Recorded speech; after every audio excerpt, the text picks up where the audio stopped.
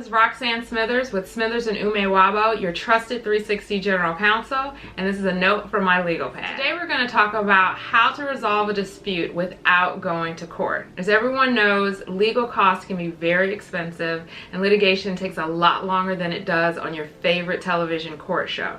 So we're going to have a three-part series where we talk about when you're right, how to win a dispute without going to court.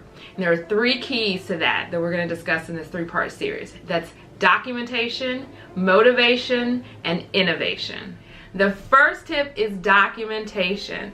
A saying that I always use is that lawyers love paper. That means we love when you have things in writing to confirm your version of the events and your version of the facts.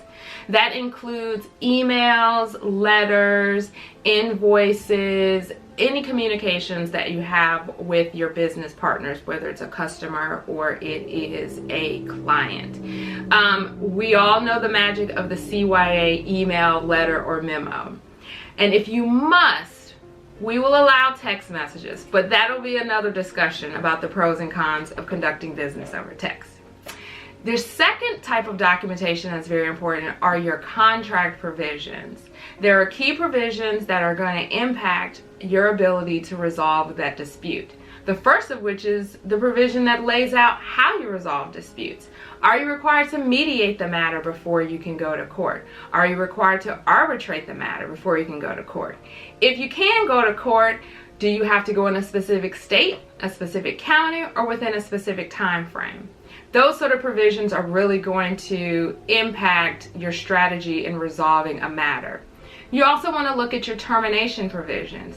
How can you terminate the contract? How can the other side terminate the contract? How do you get out of this business relationship?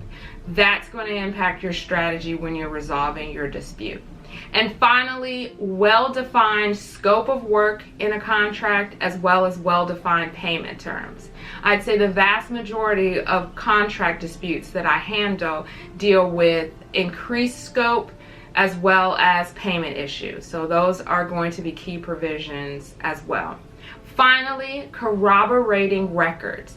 That means, have you sent invoices? That means, have you maintained photographs or video if there is a condition or a location that's going to be a significant part of the dispute? We identified the potential witnesses and have contact information for them. And finally, have you received estimates or second opinions from other individuals that might be able to corroborate your version of the events, your version of the damage, or your version of the harm that has been caused? So, documentation is critical. That's written communications, your key contract provisions, as well as corroborating records. And these are the first tips that are going to help you win that dispute without going to court. So this is Roxann Smithers for Smithers and Ume-Nwagbo, your 360 general counsel, and this is a note from my legal pad. To learn more about the attorneys with Smithers and Ume-Nwagbo, you can visit us on Facebook, LinkedIn, our YouTube channel, as well as stulawgroup.com.